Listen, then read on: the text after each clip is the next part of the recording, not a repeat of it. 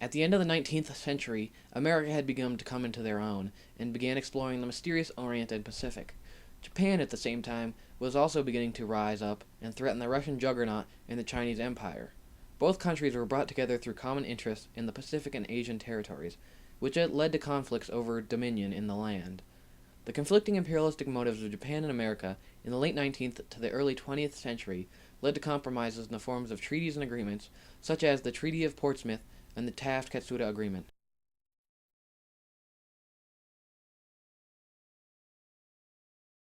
In 1871, there was a United States expedition to Korea, which was a result of the destruction of the General Sherman, a United States merchant ship bound for Korea. The Korean people called this deployment of U.S. forces to Korea Shinmyangyo. As a result of discussions with Korean diplomats, the Jomopo Treaty was drafted and signed in 1882, which established friendly U.S.-Korean relations. Hawaii was an important naval and economic location for the United States. In addition to being a prime location for sugar plantations, it was also a perfect spot for a United States naval outpost between the U.S. and East Asia. The first sugar cultivation began in 1835, aided by immigrant labor flowing in from Japan and China. The Japanese had a strong influence in Hawaii, as more than 40% of the population came from Japan. It was the beginning of the race for the Pacific between the U.S. and Japan. But the U.S. made a stronger push for the Sandwich Islands, starting in 1887, when a bayonet constitution was created and signed, under the strain of plantation owners and foreign investors. Upon signature, the bayonet constitution marked the end of the Hawaiian monarchy. The question of annexation was raised, and Manifest Destiny was again brought to the helm of the U.S. ship of expansion. But the U.S. encountered resistance from Queen Liliuokalani when she became queen in 1891. She refused to acknowledge the bayonet constitution of 1887 and reinstated the old form of government, which put the monarchy back into power. U.S. Marines from the USS Boston landed in Honolulu Harbor in 1893 and overthrew Queen Liliuokalani. Hawaii then became a protectorate of the United States. Expansionists were still hot about annexing Hawaii, but Grover Cleveland refused to do so and would not annex the islands. The Spanish-American War of 1898 was the first major step for American imperialism. Theodore Roosevelt, who was a strong supporter of worldwide expansion, with his philosophy of speak softly and carry a big stick, propelled him to order Commodore Dewey and his armada in Hong Kong to an attack on a Spanish fleet in Manila Bay, the Philippines. After the defeat of the Spanish, the Cubans were freed, and the United States acquired Puerto Rico, Guam, and the Philippines for the sum of $20 million. The once grand Spanish Empire, in a period of 109 days, had been reduced to a shred of its former self. America, after this conflict, had transformed into a world power on the rise.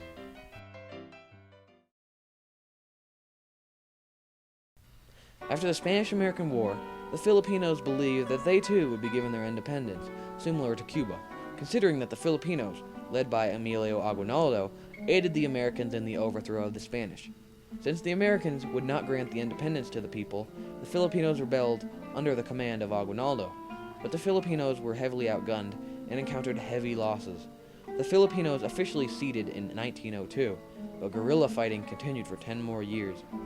General Arthur MacArthur was the military officer presiding over the Philippines, until the Filipino Commission was made by President McKinley in 1900, who instated Taft as the president of the commission.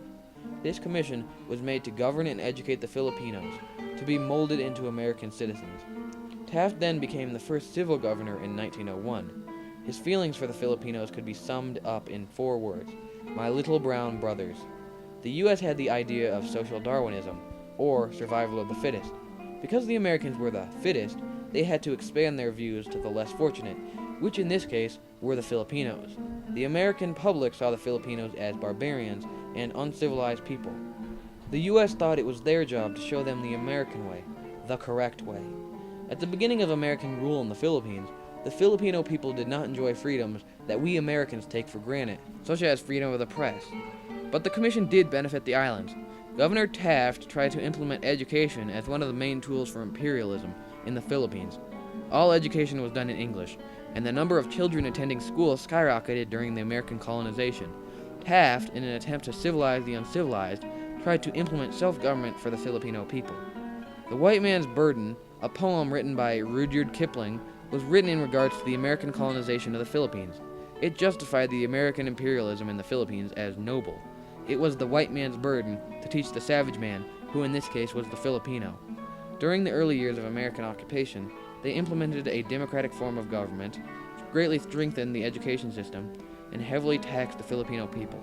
The Philippines were also used as a U.S. naval base, which Roosevelt referred to as our heel of Achilles. All of these new territories for the U.S. were not only for imperialistic motives, but also to be buffer territories against the expansion of Japan. Through all our imperialistic motives, we had become the very thing we hated 1 century ago, the British. America then moved on to China and deemed themselves a greater power. With all of the conflicts occurring in China, America felt that its own interests in the nation had been compromised. Through the urging of Secretary of State John Hay, the open door policy was created, allowing all foreign nations equal access and free trade to China. But this policy was largely symbolic of America's newfound idea of power, as no nation truly acknowledged it. The Dohawk Peasant Revolution of 1894 was similar to the impending Panamanian Revolution. It gave the Japanese the opportunity to expand their horizons. Under the guise of protection, Japanese forces marched into Korea to support the rebels by enlisting Japanese soldiers to fight alongside the Koreans against their corrupt government. A major side effect of this conflict was the Sino-Japanese War of 1894 through 1895. This allowed the Japanese to slowly gain influence in Korea, foreshadowing their future intentions in the area. Japanese imperialism's foundations began in the Sino-Japanese War, which was a conflict that was rooted in civil disputes, where Japan had no obligations to resolve it. 일본은 아시아에서 처음으로 제국주의 대열에 합류한 제국주의 국이 된 나라라고 봐야 합니다. 즉 해외 식민지 개척, 즉 일본 주위에 있는 태평양 지역에 대한 식민지 개척에 나선 나라입니다. The Russo-Japanese War began when the Russians transported soldiers to Manchuria and began using a port for trade, which threatened the Japanese government. The Japanese retaliated to this intrusion by sending their own troops to Manchuria to meet the Russians. This was also a window of opportunity to expand into mainland China, which was finally achieved in the Portsmouth Treaty, mediated by President Roosevelt of the U.S. The Americans at the time were pro-Russian, and Roosevelt gave relatively less land than what the Japanese people expected to gain from this treaty. The treaty stopped the Russian bear in its tracks and ended its imperialistic ambitions for the time being. But the treaty gave Japan Manchuria, which aided it in its own expansion. The Russians believed that through this treaty, the Americans stabbed them in the back. Neither nation received what they intended to get through this treaty, but President Roosevelt received the Nobel Peace Prize for his work.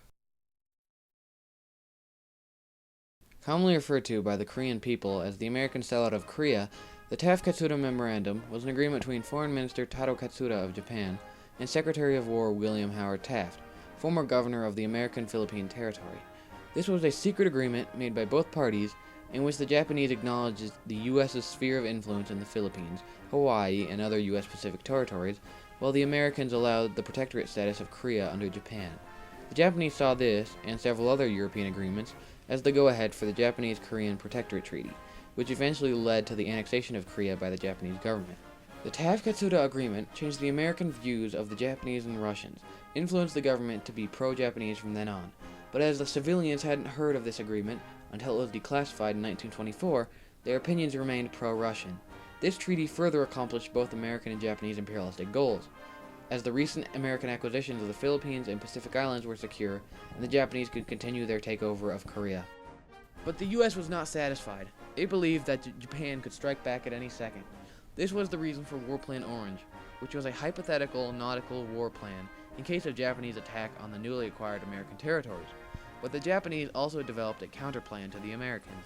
This conflict resembled a Cold War of the Pacific Ocean, but it was merely hypothetical and didn't play out until Pearl Harbor in 1941.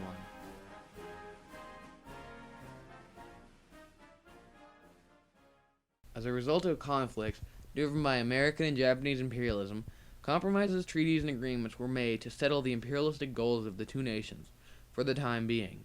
America received its Pacific and Gulf territories, while Japan began its own westward expansion onto the mainland. Both countries were received by the Worldwide Forum as emerging powers, and have established the presence in the world ever since.